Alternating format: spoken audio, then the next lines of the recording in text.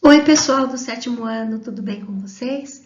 Espero que tenham assistido os links da aula que eu passei essa semana para trazer a explicação dos conceitos que nós iremos rever agora na correção dos exercícios desse capítulo 7, ok? O exercício 1 tem como pergunta: há vários fatores responsáveis pela redução da taxa de natalidade brasileira. Cite 2 deles e explique como tais fatores influenciaram na queda de natalidade. Existem realmente vários fatores, né? Que são eles: o processo de urbanização, a descoberta de métodos anticoncepcionais, a mulher no mercado de trabalho, casamentos tardios.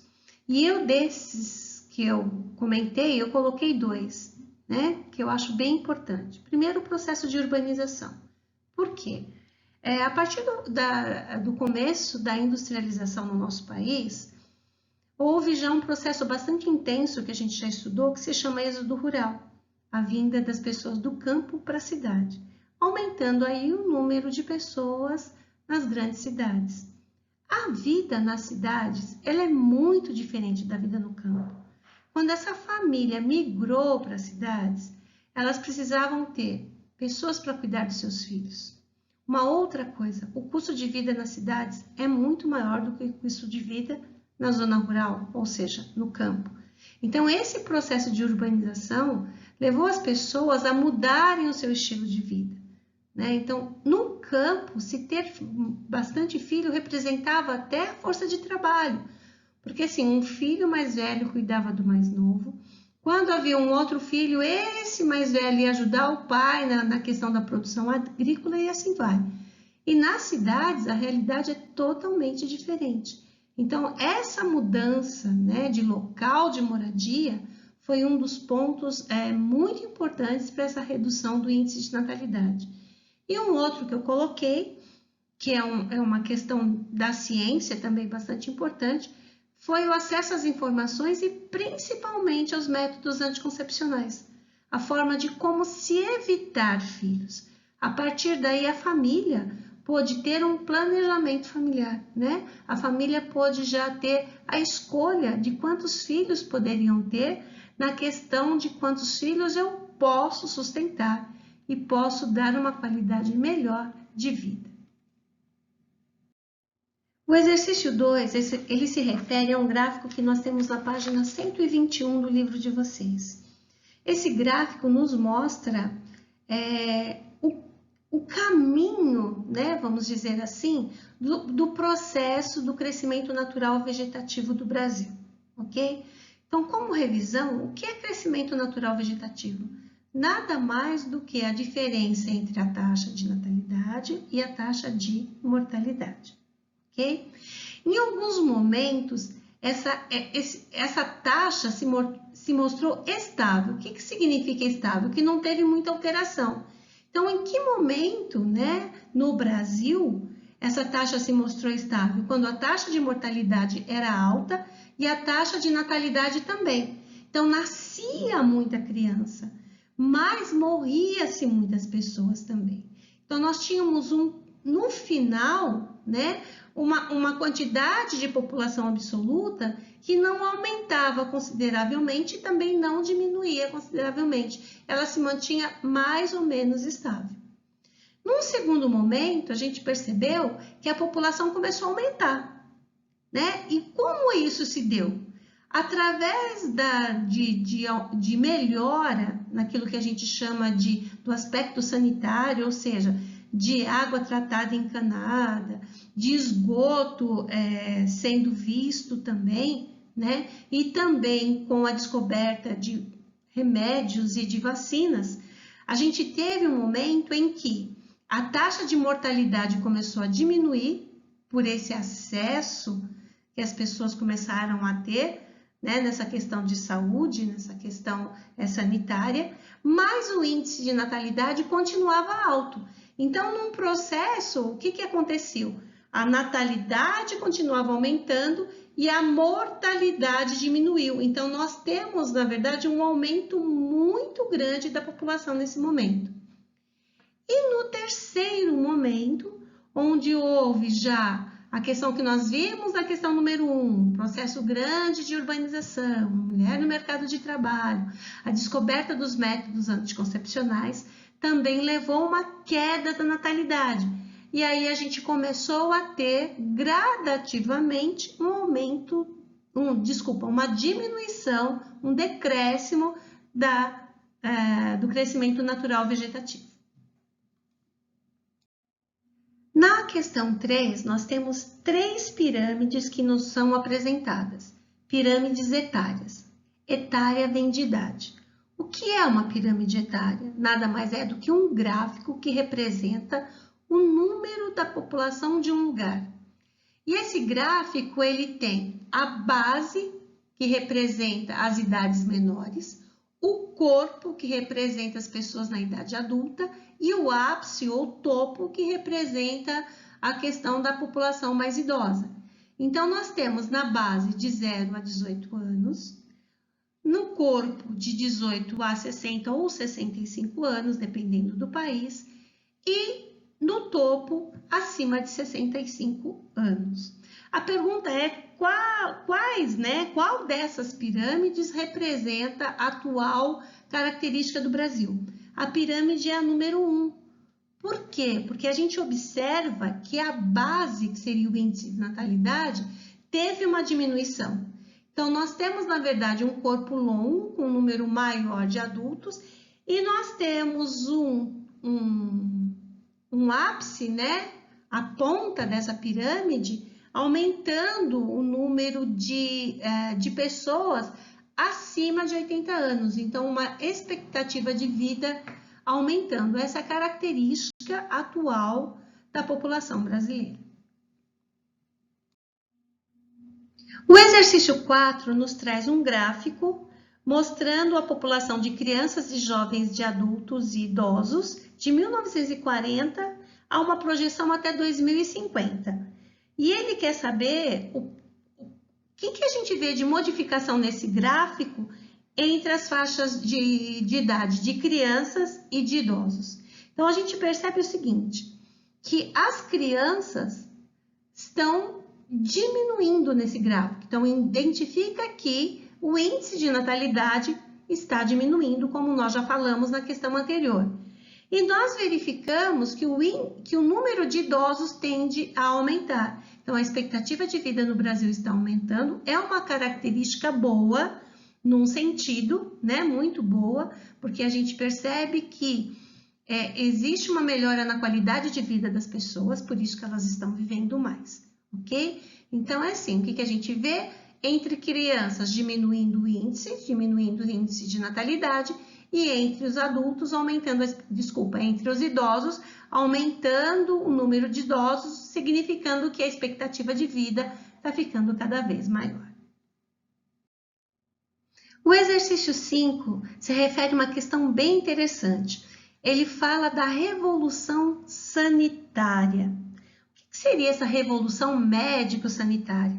Nada mais é do que a melhora na área de saúde, que veio, na verdade, num caminho de melhora no aspecto da medicina, na descoberta de antibióticos e vacinas. E também na questão da melhora do saneamento básico, tanto da água tratada, como da questão da canalização de esgotos, que foi ampliada em território brasileiro. Então, se nós temos uma melhora na saúde e uma melhora na questão sanitária, significa que as pessoas vão viver mais. Então, isso justifica o aumento da expectativa de vida, que é uma das realidades da população brasileira hoje. Agora, nós iremos para os exercícios contextualizados deste capítulo. Esse exercício 1 de contextualizados, presente na página 125, ele nos traz um gráfico de um período do Brasil de 1872 a 2000, apresentando a evolução, né, do índice de natalidade, de mortalidade e a diferença entre os dois, que é o crescimento natural vegetativo. E ele quer saber, mediante as características que o gráfico nos traz, qual é a informação correta, tá? Então, a informação correta é da letra C. quando ele diz o seguinte, que quando nós temos uma diferença muito grande entre o índice de natalidade e mortalidade, significa que o crescimento natural vegetativo será maior. Então, é aquilo que eu expliquei para vocês na questão anterior dos conceituais. Nós tivemos um período em que o índice de mortalidade diminuiu e o índice de natalidade continuou alto. Então, o que aconteceu? Esse espaço grande que nós temos entre esses dois vetores, nada mais é do que o crescimento maior da população. Esse exercício 2 também nos traz um gráfico, ele está na página 126, e ele nos traz a informação da taxa de fecundidade, também num período grande, de 1940 a 2010. Nós observamos nesse gráfico que essa taxa de fecundidade diminuiu consideravelmente, ok? Então, qual seria a resposta correta mediante o que esse gráfico está nos mostrando? É a letra B, quando ele diz que houve a redução do crescimento vegetativo. Essa questão 3, ela nos traz as informações da mudança das características da população brasileira. Na atualidade, nós temos uma diminuição do índice de natalidade e um aumento da expectativa de vida. Com esse tipo de mudança, quais são as novas normativas que o governo tem que se preocupar para estabelecer um equilíbrio dos projetos públicos e na questão da melhora da qualidade de vida ou da manutenção da qualidade de vida da população que aqui vive? Então, se nós temos um número maior de idosos, significa que a letra A é a letra correta, quando ele fala assim, ó, aumento dos gastos com aposentadoria e programas de assistência social. O exercício 4 é um exercício também bastante interessante. Ele traz algumas características com alguns números e ele pede para que a gente some os números que estão na frente daquilo que nós consideramos verdadeiro, ou seja, correto. Então, a primeira alternativa, a população absoluta, refere-se ao número total de habitantes de um determinado local. Correto, a população absoluta realmente é isso. É o número total de habitantes de um lugar, seja de uma cidade, de um país, de um continente ou mesmo do planeta como um todo. O item 2. São considerados países populosos aqueles que possuem elevada densidade demográfica? Não. País populoso está intimamente ligado ao número total da população, independente de onde essa população está situada. Por quê? Porque densidade demográfica é um termo que se refere à divisão dessa população no território. Então, a 2 nós não iremos somar. Depois nós temos a 4. O gráfico utilizado para representar a estrutura etária de um país é denominado de pirâmide etária. Sim, está correto. E 8. As políticas de controle de natalidade podem contribuir para a redução do crescimento populacional ou para incentivar a natalidade. Também está correto. Dependendo da necessidade do país. Aqueles países que têm um índice de um aumento muito grande da população, como nós tivemos num país chamado China, que nós iremos aprender mais para frente, durante alguns anos eles tiveram controle de natalidade feito pelo governo. Inclusive, a proibição era assim, cada família poderia ter um único filho. Isso era chamado de política do filho único. Agora, existem países na atualidade, como alguns países da Europa, onde o índice de natalidade está muito pequeno. E aí, esses países fazem o quê? Eles fazem projetos de políticas públicas incentivando a natalidade. Então, dependendo da necessidade do país, essas políticas são voltadas ou para o crescimento ou para o decréscimo da população como um todo. Então, nós temos 3 afirmativas corretas, né? A 1, a 2 e a 8. E aí, o resultado da soma dessas é o número 13. O exercício 5, ele nos traz 2 pirâmides representando a população brasileira, tá? Uma mais antiga e uma mais recente, são décadas diferentes.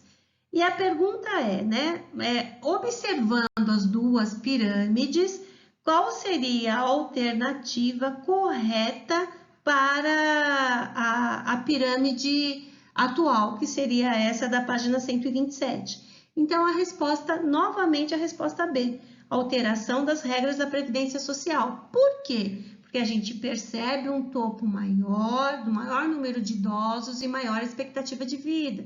Então, se nós estamos mudando essa característica brasileira, o governo precisa, de antemão, já estar, na verdade, providenciando regras para melhorar essa questão da qualidade de vida dos idosos.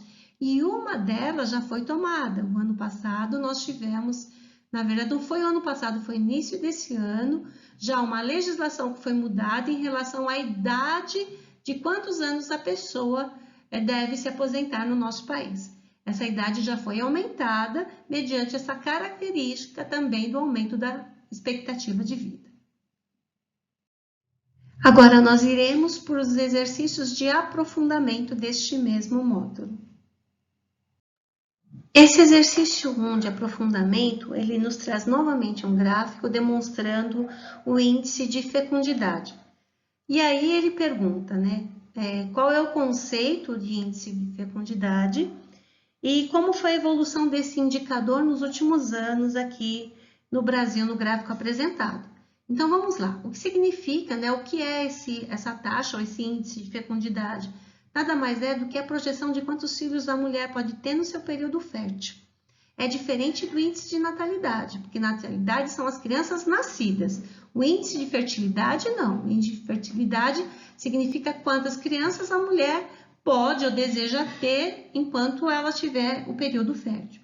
E essa queda do índice de fecundidade no Brasil aconteceu devido à evolução médico-sanitária que nós já vimos lá atrás e também a questão do acesso às informações, né? Lembra que eu já expliquei? Quando houve a questão de um aumento da população das grandes cidades, as cidades levam as pessoas a terem melhores informações, inclusive a questão dos métodos anticoncepcionais. E aí permite com que essas famílias possam ter um planejamento familiar. Ou seja, né, escolher quantos filhos elas querem e podem ter. O exercício 2 de aprofundamento também nos traz um outro gráfico aí representando o crescimento vegetativo. Mais uma vez, a diferença entre natalidade e mortalidade, tá? De 1920 até 2000. E aí, ele tem duas questões. A questão número A, ele pergunta qual é o período de maior crescimento demográfico. Observe no mapa que é de 1940 a 1960, que é justamente aquele período que eu já expliquei para vocês, onde houve a queda do índice de mortalidade, mas o índice de natalidade continuava alto. Então, aí nós tivemos um crescimento considerável da população brasileira. E a B, ele pergunta quando houve uma queda desse crescimento natural vegetativo e quais foram os fatores, tá? A queda se deu a partir de 1960, e os fatores foram aqueles que a gente já viu na questão anterior. A questão do processo de urbanização, das pessoas virem para a cidade tendo um maior acesso à questão das informações, ao conhecimento dos métodos anticoncepcionais, levando essas famílias também a buscarem um planejamento familiar.